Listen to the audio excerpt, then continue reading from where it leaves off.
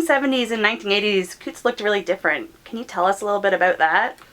Yeah, I mean, we don't know in some ways. We have some ideas of what Cootes looked like in the 19th century. But what we do know is that by the 1920s and 1930s, there are great photographs, and we have some sense of the vegetation. And there was a lot of it. It was a marsh. By the 1970s and 1980s, it would have looked like a shallow lake. Much of the vegetation had disappeared, and there are a number of factors that that have an effect on that by the 1970s that probably caused it. And the combination, even though there's less development on Cootes, near Cootes, there's still development in Dundas, there's still development in Westdale that produces raw sewage, or sewage that makes its way through a treatment plant that doesn't do very much. And there's still quite a lot of raw sewage running into Cootes and the harbour in the 1950s and 1960s, which has undoubtedly had some effect on vegetation. Water levels seem to have been high, and that's had some effect. And then after the building of the St. Lawrence Seaway in the late 1950s, water levels are in a sense governed on Lake Ontario. There's less variation than there once would have been in water levels. That's not necessarily a good thing for a marsh. Marshes depend on a kind of rise and fall of water. Getting flooded does some work, and being dry at other times does some work in terms of vegetation. The final factor, and the one that increasingly people will focus on in the 1980s, was the appearance of carp in Hamilton Harbour. Carp had been introduced into North America. It's a European carp, not the Asian carp that it sometimes makes the news now. The European carp had been introduced in North America in the 1880s. The plan was this was a great food fish in Europe, and therefore could be in North America. It makes its way into the Great Lakes, and there's evidence of it, and concern even a little bit about the carp by the early 1900s.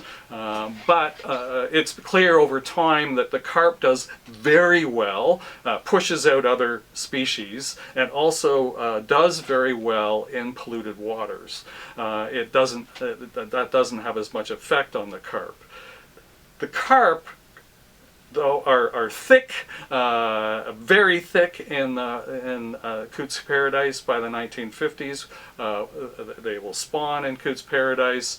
They will feed in Cootes Paradise. And the problem with the habits of carp is that they dig up, they are bottom feeders. They affect the vegetation on the bottom. They also create, by waving their fins, they're creating mud, which makes it hard for light to penetrate down into the harbor, into the marsh, I should say, and that has some effect on vegetation as well. So a kind of combination of factors have led by the 1970s to Cootes being a shallow lake. And in the 1970s, we get the first signs of concern about Cootes. Those concerns mostly focus on pollution, on human fecal pollution, and the sewage treatment plants. But Cootes then will become part of the concern around the harbor generally in the 1970s and 1980s. Cootes Paradise looks so pretty now, though. What happened between the 1980s and now that has made Cootes become this beautiful marshland again? Well, it's getting there, and certainly what happens in the 1980s is that there is a more general concern about the state of Hamilton Harbour. There is, in fact, a more general concern about the Great Lakes. And in the 1980s, the International Joint Commission identifies a number of problematic areas of concern, they're called, in the Great Lakes. And not surprisingly, Hamilton Harbor is one of them. In order to address these areas of concern, the International Joint Commission recommends the creation of remedial action plans. Creating groups of interested and there's people, governments and experts to get together and to identify the key problems facing area of concern and to come up with some solutions. Cootes is included in the remedial action plan for Hamilton. And there are a number of initiatives that focus on the treatment plants and trying to get improvements in the sewage treatment plants. But the one issue that they do focus a fair bit on with Cootes is the issue of the carp and how to deal with the carp. And in the 1990s, there's a decision made to create a Fishway. The Fishway is effectively a dam that prevents. One of the advantages, I suppose, of that decision long ago by the Great Western Railway is that we have one entrance that any species, really any fish, can come in or out of, and that's through the modern Desjardins Canal, the canal through Burlington Heights. So the decision is made to build a dam there, and the dam is somewhat specific. It's a dam designed to catch fish of a particular size, and the decision is made to try to prevent fish from entering Cootes, specifically to try to prevent carp from entering Cootes and to allow other fish to enter Cootes.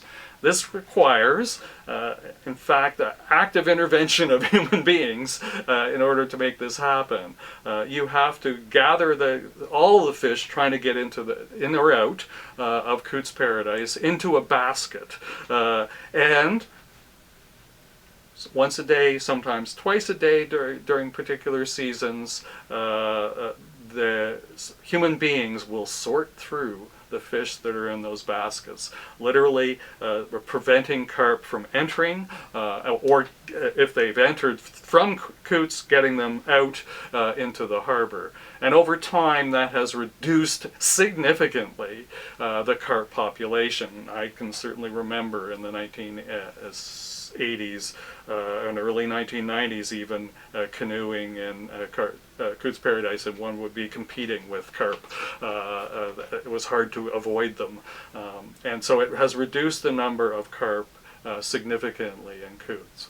And that has had an effect in allowing the vegetation to rebound.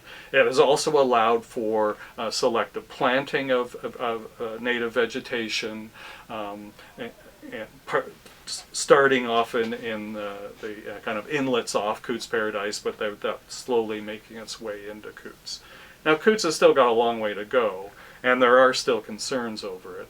It is unfortunately still sewage in various forms making its way into the Cootes, and I'm not just thinking of the most recent scandal around a sewage treatment plant that the door was effectively left open and down Chedeau Creek into Cootes Paradise went raw sewage. But even now, there's also runoff from construction in Ancaster that makes its way in and disrupts the natural environment of Cootes.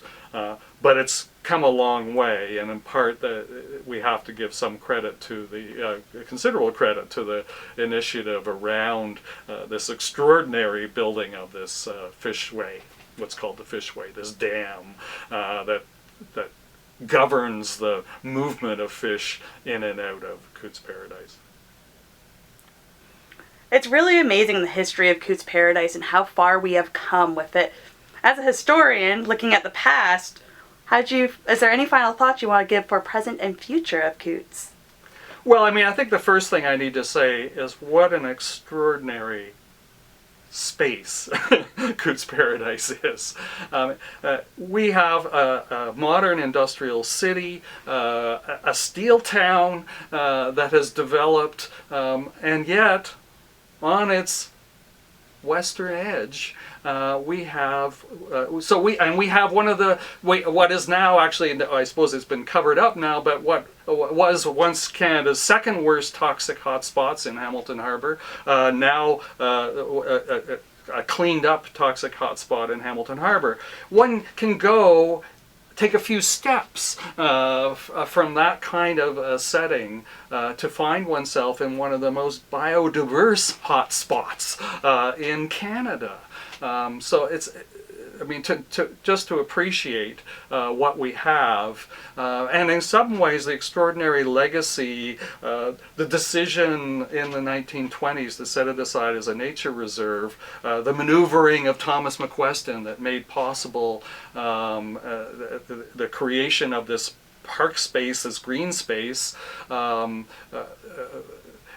and then the action of people who have made a difference. So not just the Bird Society and McQuestion early on, but in the 1970s and 1980s, the activists and scientists who took an interest, developed a plan to create this remarkable space. So I think the most important thing is to recognize and appreciate what we have.